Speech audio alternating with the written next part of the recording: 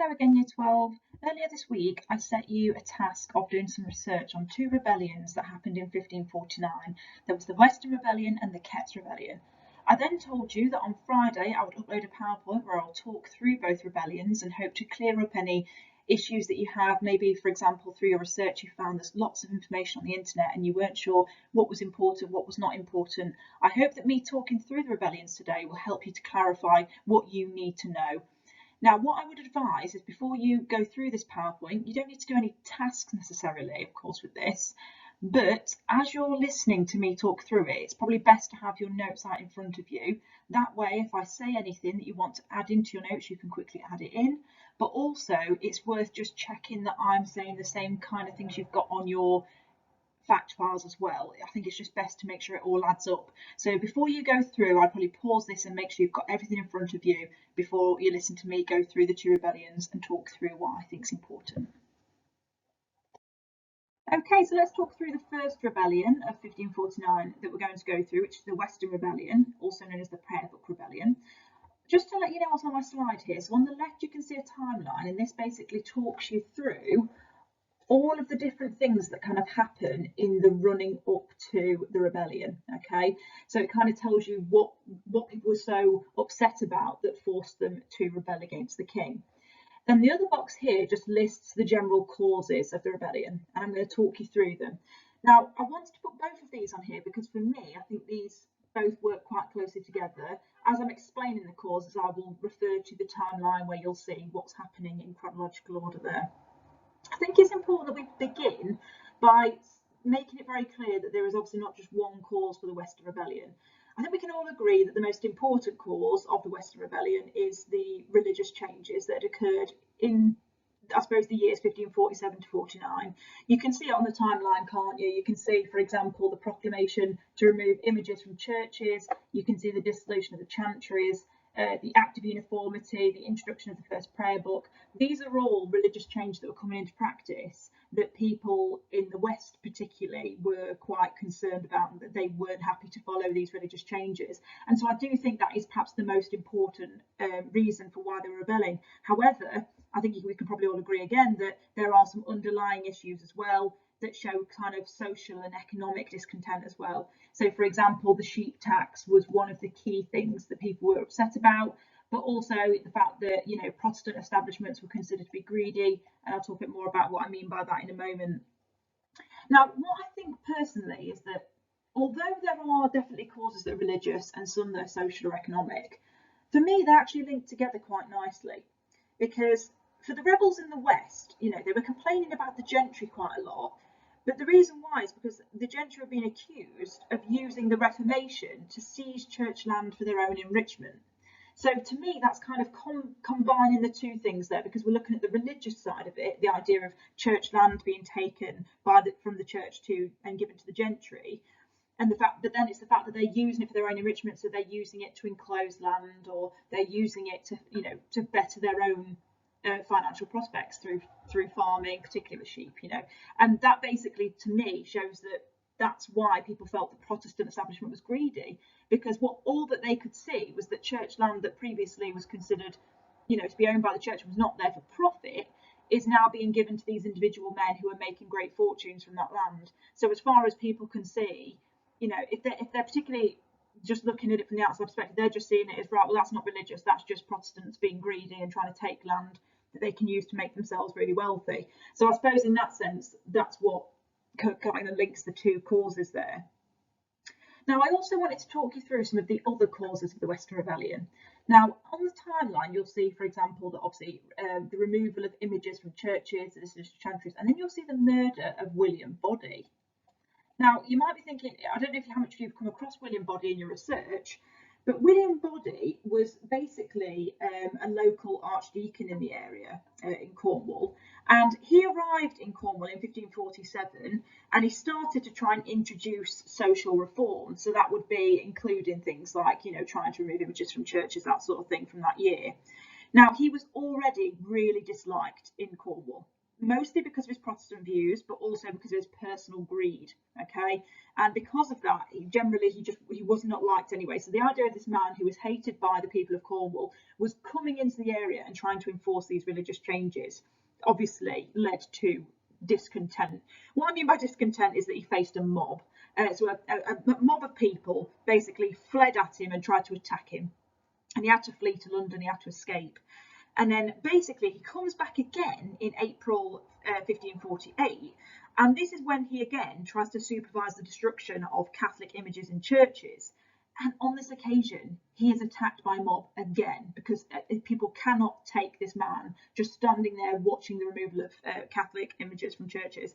And he's killed by the mob this time. This mob is led by a local priest. And after this mob had killed William Body, basically they dispersed very quickly. But a couple of arrests were made, and the 10 ringleaders of the mob were actually hanged. So there were some, repercussions for what they'd done.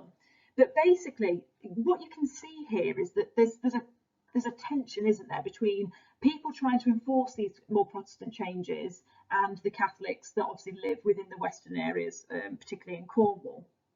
So that's kind of, I suppose, telling us about the underlying tensions that are already there. And I think what that means then is that, I suppose, dislike for the King's local representatives also has to become a cause, doesn't it? But I think the spark for this rebellion has to be the introduction of the first prayer book. Because if we look at that obviously being introduced in June, it's the same month when the Western Rebellion begins. So we can see that all of these underlying tensions have been there for religious reasons, for economic reasons, or whatever. But what we can see is that then it's sparked by the introduction of the first prayer book being used in Cornwall. Now, in terms of the prayer book, one thing that we know is that the prayer book, the Bible, all of that sort of documentation that we use in a church was supposed to be in English under Protestant law. Now, basically, people in Cornwall wanted to keep it in Latin, or if it wasn't going to be in Latin, they wanted it in Cornish. Now, what you need to remember is that in these years, guys, people in Cornwall didn't speak English; they spoke Cornish, and that basically meant that if it was going to be translated into English, well, then they still couldn't read it anyway. So as far as they were concerned, putting it into English was just ruining an old tradition, but also it wasn't making it any more readily available to those people either. So they just really weren't happy about the idea of that. And that basically gives us one of the final causes to talk through there.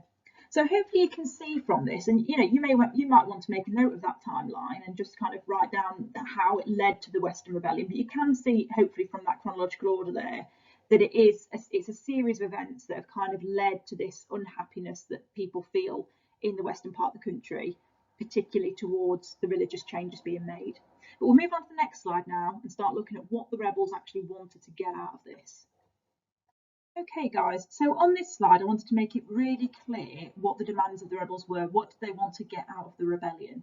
So I've made a list of 6 different bullet points here. None of them are actually really about any economic or social grievances. They're all about religious problems. So just to read these through with you. So the first one is to end the changes that they claimed were taking place in baptism and confirmation. So any of the traditional practices that existed in those ceremonies, they felt the changes that were happening were unnecessary and were damaging to the traditions, and so they wanted to end those changes. They also wanted to restore the Act of 6 Articles. Now, if you can't remember what the Act of 6 Articles is, it was actually passed under Henry VIII in 1539. And basically, it was one of the acts that Henry passed, which actually reasserted Catholic doctrine, to be honest. It went completely back to being Catholic. It was a massive triumph for Conservatives on his council and in the country. In fact, it was so Catholic that it stated that denial of transubstantiation was actually heresy. So in that sense, you can see that that's why the rebels want to bring back that act that was passed by Henry VIII. So even though it was at a time of royal supremacy, it basically still, had more Catholic doctrine. They also wanted to restore the Latin Mass and images, of course. They wanted to restore old traditions such as holy bread and water. They also wanted to restore the concept of transubstantiation and purgatory, which, of course, under Henry VIII's previous acts, those types of things had been removed. But then obviously, like I've just said, in the Act of 6 Articles, Henry VIII had reinstated transubstantiation as part of doctrine. And finally, the return of Cardinal Pole. Now, you won't have heard of Cardinal Pole yet. He becomes quite important under Mary because he is a Catholic man, and he's quite important at working with the Pope, and obviously he would help to bring back Catholicism in this country. They basically want him to return from exile. He's there because of the changes towards Protestantism, and they want him to have a seat on the King's ruling council because they want to see more people with a conservative or Catholic voice advising the king. So they were their demands. As you can see, it's very Catholic, and they certainly were quite agitated by the Protestant changes that existed. Now, in terms of the Book on Common Prayer, obviously I've put a picture of it at the side there. I've just put that there so you can see that that was one of the large causes of this rebellion. And obviously that was a massive kind of change towards Protestantism that they were certainly very upset about. In fact, there were even some rebels that claimed that royal supremacy was not true, and that actually the Pope should rule the Church in England. That's obviously really quite frightening for the king to have rebels saying things like that. And not all of the rebels were claiming that royal supremacy did not exist, but I would say that some of them were, and the fact that some of them were meant that if they were doing it there, it might well be happening in other parts of the country as well. And that's something that Edward really needed to worry about, because any questioning of his royal supremacy, in many cases, previously under Henry VIII, would have been deemed to be treason. And the people that said those things would have been killed for it under Henry VIII. And so Edward would need to worry about those kind of claims as well. Okay, so that basically tells us what the demands of the rebels were. Let's move on to the next slide and see what actually happened in the rebellion. Okay guys, so for this next slide, I wanted to try and talk you through the events of the Western Rebellion. Hope that this will put it into a bit more of a condensed version, perhaps from all the reading that you may have done in your research. So first of all, I wanted to make it clear that I'm going to talk through the Western Rebellion using this diagram at the side here. I'll basically just try to circle some of the areas that they attended and where some of the things happened, things like that. So just to make it very clear that the events all started in Cornwall in Bodmin, but we can't actually see Bodmin on the map. It would be further this way, okay? So it'd be basically further into Cornwall. But the first kind of group gathering against the king started in Bodmin in Cornwall. And then another gathering also started in Stamford Courtenay. And basically this was in Devon. So you had two different kind of uprisings in Cornwall and Devon. Now, basically, if we think about who led these uprisings, so they were led by the mayor of Cornwall, who was Henry Bray, and then they were also led by two Catholic landowners, Humphrey Arundel and John Winslade. Now, I actually think it's really interesting because Humphrey Arundel was actually the grandson of somebody that led the rebellion of Perkin Warbeck. So his grandfather actually fought against, well, not fought against Henry VII, but kind of, went against him as part of the Warbeck rebellion. So it's quite interesting that the family have tried to go against the Tudor dynasty on two different occasions of rebellions. But yeah, they're the leaders of these uprisings as well. Now, as you can see, the rebellion kind of starts at the beginning of June on the 6th, but then by the 20th, we can see that Devon and Cornish rebels kind of joined together. They joined together at Crediton, which is here, as you can see on the map. So obviously they were some of the forces would have had to come from this direction, and some of them would have had to come from this direction, and they join here. Now basically once they get there, they set up a camp, and then 3 days later they set up another camp, which was like an armed camp at Clyde St Mary, which is just here on the map as well. Okay, so basically you can see that they're trying to create this kind of image of encircling Exeter, which is in the middle of the two. So basically, they start to move east, basically towards Exeter. So once they get there, they then blockade it. And once they blockade Exeter with 6,000 men, they're in a pretty stable position. However, once they blockade Exeter, that's when they begin to face opposition from the king's forces. Now you can actually see the king's forces are the dotted line. Can you see it just starts here, guys? So basically this dotted line shows the king's forces coming in, and the king's forces actually meet them at Exeter here, and they have basically a skirmish there where some rebels were killed. And then further on, the king's forces continue and the rebels are finally defeated at Stamford Courtenay as well. So the king's forces have to defeat them in 2 different locations, but they are defeated. I'll talk a little bit more on the next slide about how the king's forces actually deal with the situation, the impact it has on the rebels. So as I just mentioned on the last slide, the rebellion was eventually put down through brutal fighting between Somerset's men and the determined rebels, finishing off at Stamford Courtenay. Now, after the rebellion was over, they'd found that as many as 4,000 rebels were actually killed in the suppression of the rebellion and the skirmishes that took place between the king's men and the rebels. The leaders, of course, who were the people that were considered to be the most dangerous, were hung, drawn and quartered, and their body parts were displayed along the road through Cornwall, Dorset and Somerset. And as we probably mentioned in lesson before, I think we've mentioned with the reaction of Henry VII to rebellions at times, is that these tactics are used to try and scare off anybody else trying to go against the king for similar reasons. So basically in Cornwall, Dorset and Somerset, people would be regularly walking alongside the road and find body parts that would remind them of what would happen if you mess with the king and his forces. So that's basically how he suppressed the rebellion. Would you say it was effective?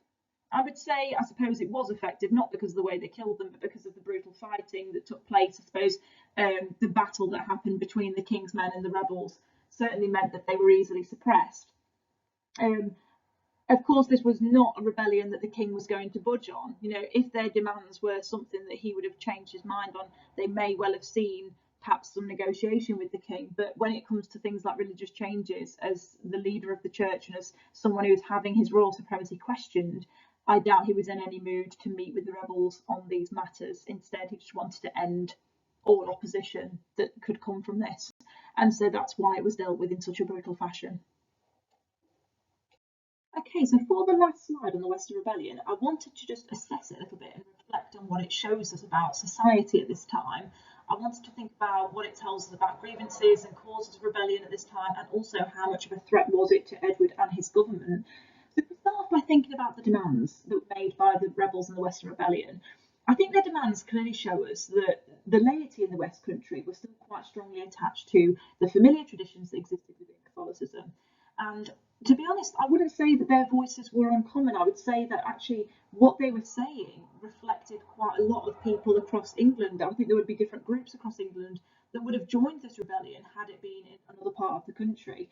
I think it's just that these people in this area were particularly upset about it, especially speaking a different language, you know, Cornish as opposed to English, perhaps felt more unhappy about the changes.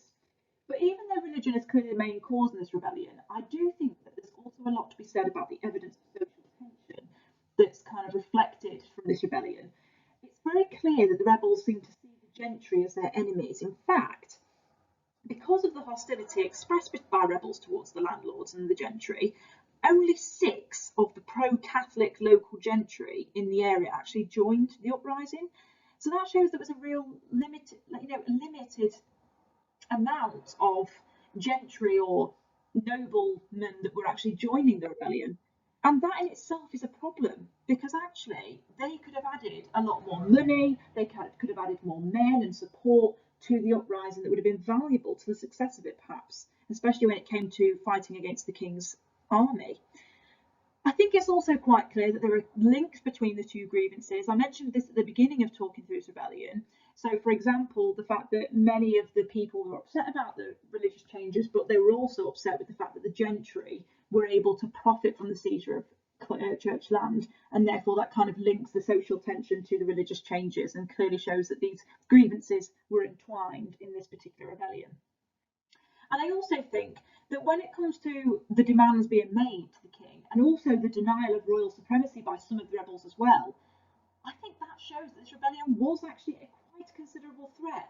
I don't think the rebellion itself was much of a threat, because it was quite, isolated in terms of geography. It wasn't widespread across the country, and it wasn't really moving very far out of the West Country. But I would say that the attitude of the rebels, their lack of respect for the king, and their denial of royal supremacy in some cases as well, was actually quite a great threat to the king. And I think he needed to deal with this in order to perhaps show that this wasn't something that could happen again, that people couldn't speak out against religious changes as that would then, perhaps reverse some of the work that he'd done. As obviously, as we know, Catholicism was still very popular in England as opposed to Protestantism. And that kind of concludes us looking at the Western Rebellion. So on the next slide, we're going to start talking about Ketts Rebellion. And if there's anything you were worried about within the Western Rebellion, if there's anything that's still not clear at this point, feel free to ask me either by email or, of course, you can ask me next week when we have a lesson as well. Okay, so we're going to move on to the second rebellion now, the Ketts Rebellion, also in 1549. And again, we're going to start by looking at the causes of rebellion. I think we can all agree that the causes of rebellion, again, there are multiple different underlying issues. However, there is clearly one most important cause for the rebels. And I think we can probably agree that the causes here show us that there was a lot of disorder or discontent about the economic changes that were occurring at the time. I think the most important cause of this rebellion was the agricultural changes to the economy and the fact that enclosures were taking place, and this also led to like high rents, and there were just generally quite a lot of unsympathetic landlords in Norfolk as well, and this is what triggered a lot of the unrest in the area. Now, East Anglia, the area of Norfolk, had basically always been a place that had quite a large number of independent small farmers. And these independent small farmers were the ones being largely affected by the enclosing of fields and commons where they could graze animals. And I suppose that this is kind of the reason why this rebellion takes place, because it's the smaller farmers that are being targeted by some of the changes. Equally, the sheep tax. Do you remember the sheep tax we talked about in the Western Rebellion? It happened in 1548.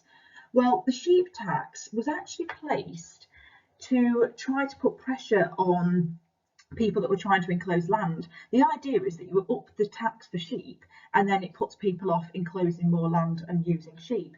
Basically, yes, that would have had an impact on the large landowners, but equally, the small farmers were actually being put under a lot of pressure from this funding as well, paying this extra tax. And so it seemed to be that the changes seemed to be falling on these small farmers quite regularly. And that is why there were riots in June in different towns across Norfolk.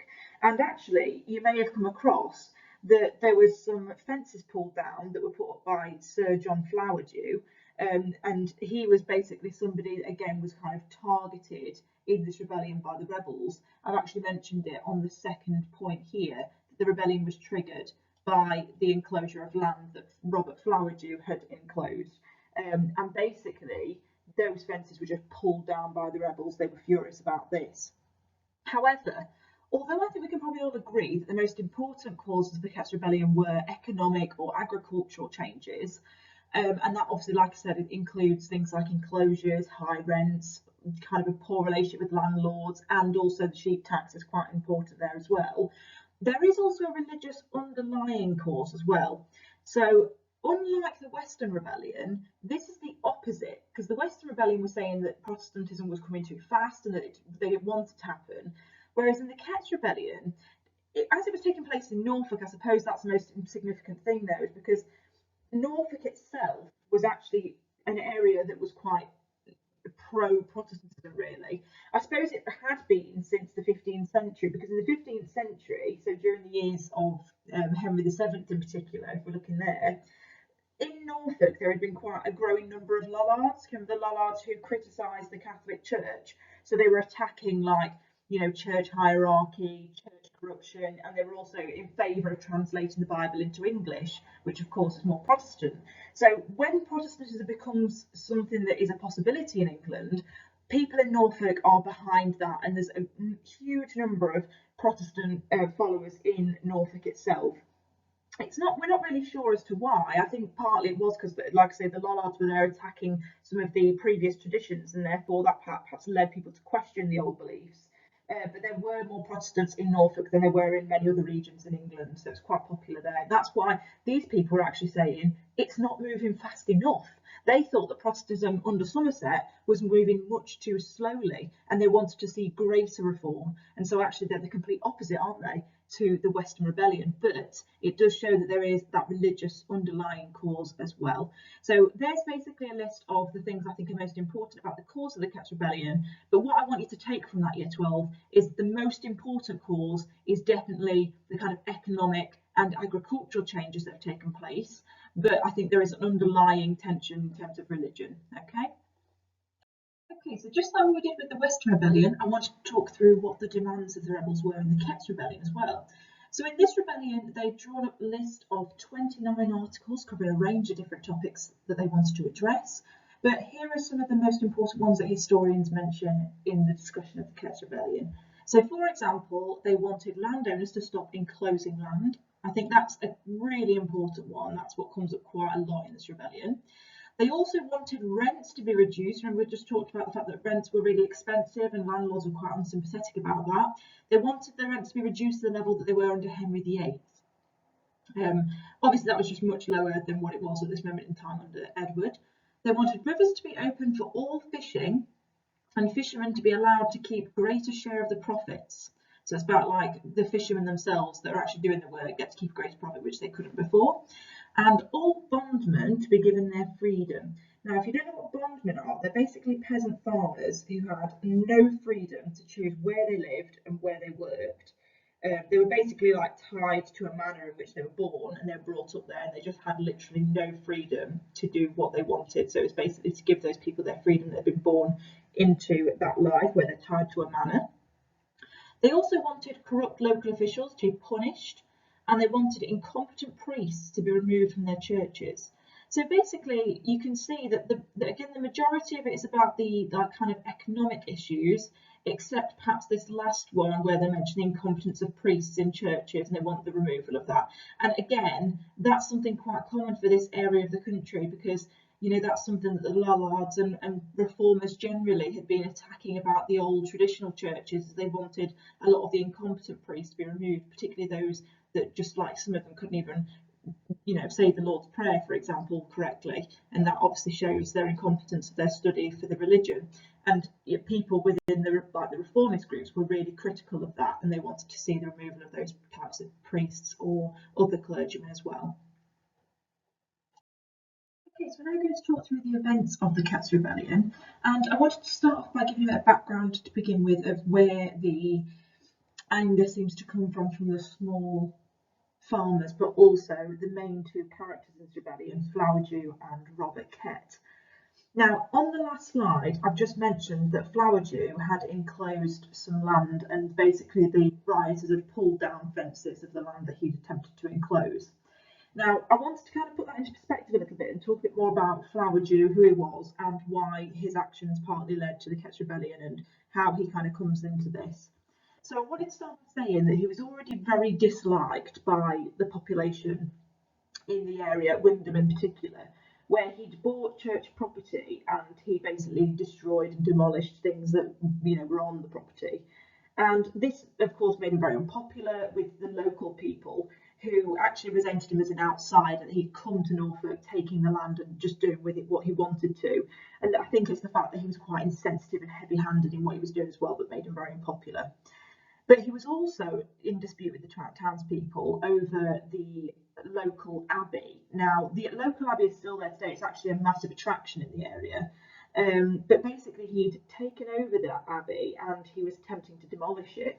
Well, this really angered the townspeople because they'd actually spent quite a lot of money. They'd raised money to try and buy this abbey, and basically they wanted to buy it from the crown and keep it and retain it for themselves to be used by the parish, by the people. So they'd spent their money keeping this abbey, and here he was coming and taking it from them and just dissolving it and doing what he wanted with the land.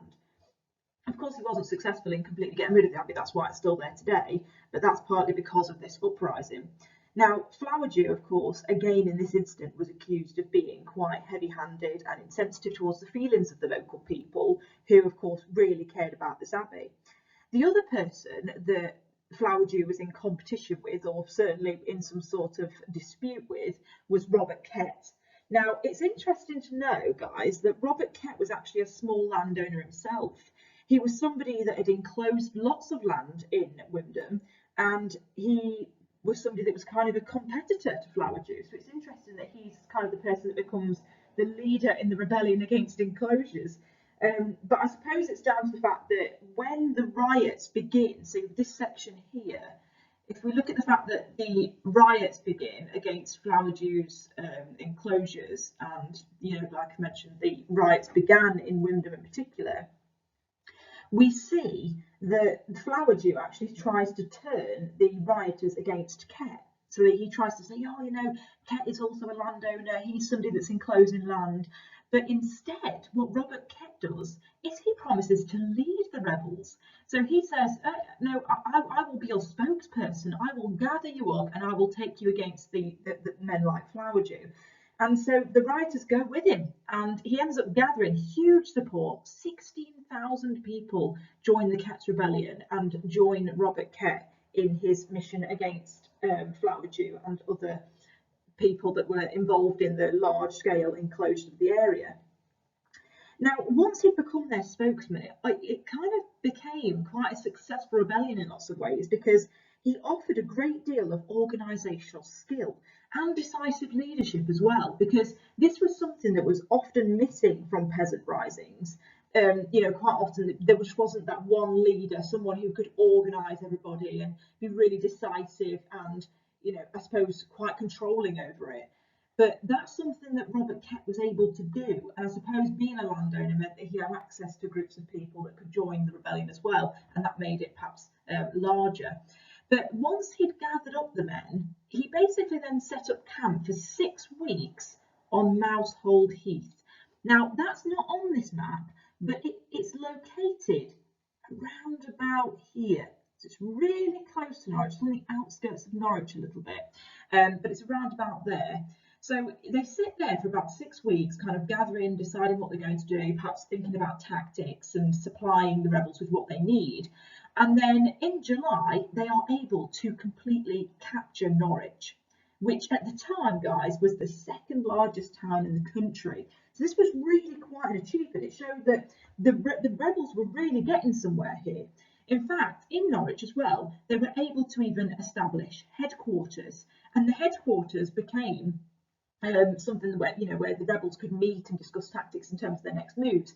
And the headquarters were created from the former palace of the Dukes of Norfolk. So it really shows, doesn't it, that they were able to use these quite high-profile buildings, taking over the second largest town in the country with huge numbers of 16,000 people. That showed that Kett clearly was leading quite a successful uprising here. However, it doesn't last for much longer. Let's go on to look at how this was crushed. Okay, so now we'll look at the suppression of the Ketts rebellion, which actually begins with quite a humiliating attempt from the government. To begin with, the Earl of Northampton is actually sent to take back Norwich with 14,000 men. He does manage to gain entrance to the city, and after a fierce battle, 300 people are killed. He does actually successfully take back Norwich, but he only manages to hold it for a day before he is then forced to retreat to Cambridge. So that doesn't actually manage to work out very successfully for him, which is a little bit humiliating. But then John Dudley, also known as the Duke of Northumberland, but in your reading, if you've been researching this, you may have heard the Earl of Warwick deals with the Ketts rebellion. The Earl of Warwick is also John Dudley. It depends on which part of history you're looking at, depending on the titles of some people, because John Dudley was previously called the Earl of Warwick, but then under Edward he was given the title the Duke of Northumberland. I know it's really annoying and it's really confusing, but it's just important to remember that basically based on people's promotions, their titles do change. So the reason I've obviously labelled him as John Dudley on my PowerPoint is because that's the one name that just doesn't change. He's John Dudley. But just wanted to point out that in your reading, if you heard that the Earl of Warwick crushes the Ketts rebellion, that is John Dudley, or as we also call him, the Duke of Northumberland as well. Okay, so basically he goes and he takes the 14,000 men that had been sent up there with Northampton, and he arrives in Norwich, he offers pardons to the rebels, if they disperse. Some of them do disperse on the 23rd of August, but those that don't are forced back to their camp by the 24th. And then a couple of days later, they actually meet in a battle with John Dudley's 14,000 men. And in that bloody battle, 4,000 rebels and royal troops are killed.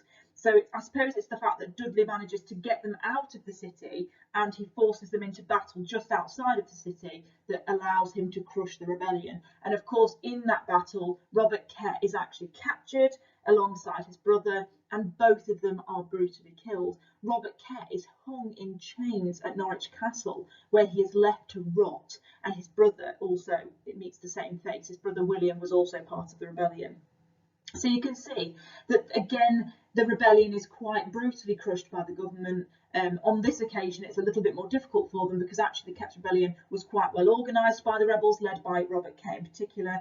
And of course, they had quite a few, 16,000 rebels is quite an army as well. Of course, some of them dispersed after an offer of pardon from the royal soldiers, but many of them did continue onto the battle.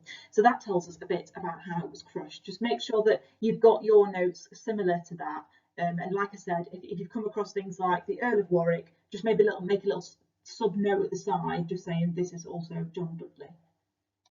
Okay guys, so just wanted to assess the Ketts rebellion like we did with the Western rebellion as well. And I think the most important thing that we notice about the Ketts rebellion is that it does show that the support for religious changes kind of varies across the country, because unlike the West Country rebels, the Norfolk rebels actually really supported the Protestant religious changes. In fact, if anything, they suggested that the changes were not moving fast enough. And Kett actually encouraged Protestant ministers to come along with the rebellion and preach to rebels using the new prayer book. So that's completely opposite, isn't it, to the West Country rebels who are protesting against the new prayer book. In this occasion, we see that actually they're using it and they want to see further changes as well. Now, the most important cause for the Ketts rebellion, of course, were enclosures and obviously the other kind of agrarian changes within these years as well. Now, obviously, the thing that kind of strikes me, and you guys might not have come across this in your reading, but it kind of strikes me that it's a bit strange actually that enclosures were the main cause of rebellion here. And I think it is largely because of the kind of isolated incident with John Flowerdew that kind of triggers this rebellion. Because actually, if you look across the whole of Norfolk, across the previous 50 years, enclosures haven't actually been like an ongoing huge issue in Norfolk, perhaps more so than other parts of the country, is what I'm trying to say. And so it's a bit strange that it's here where rebels are really protesting against enclosures, when actually it's been something that's been ongoing since the mid 1400s across the country. I don't think it's something that's happened more so in Norfolk than anywhere else. In fact, across the 50 years, this hasn't actually been considered a huge issue. I think it's the fact that in the areas, particularly where John Flowerdew was enclosing land, and the kind of the opposition he felt by the townspeople, and the fact that he was quite hated in the area anyway, I think that's largely what led to the sparking or the triggering of this rebellion, rather than the fact that the enclosures were such a huge issue in Norfolk, perhaps more so than other parts of the country. I wanted to make that clear as something that we can assess when looking at the Ketts rebellion, because it does suggest, doesn't it, that enclosures were huge here and that they, were really troublesome, but actually it's not the case. Enclosures weren't much more of a problem there than anywhere else in the country. I think it is just the kind of the hatred between the townspeople of Wyndham, sorry, I was just thinking of the town then. The townspeople of Wyndham basically were against John Flowerdew and what he was particularly doing with the land that he picked up from church sales as well. Now, I think it's obviously very important that we do recognise, though, that there were clearly harsh economic conditions in Norfolk that had been particularly taking place in that year or the previous year, and that's what led to a lot of the discontent. I think we can all agree that it's not just enclosures that cause the issues, it's the fact that there's high rents, there's clearly a lot of social divide between the landowners and the people, and also the small landowners in the area as well are particularly hard hit by things like the sheep tax. As well. So I think that we can perhaps all agree that it's the harsh economic conditions that prevailed in that year that perhaps led to this rebellion and the discontent that existed in Norfolk. So that concludes us looking at the Ketts Rebellion and the Western Rebellion actually for this lesson. I hope you found this as straightened out anything that you were confused about, or I hope it's helped you to condense your notes and make it quite clear. If there's anything that you're still unsure about, please get in touch, or perhaps make a little note of some questions that you've got for next week when we go through it together in lesson. And I look forward to seeing you all then.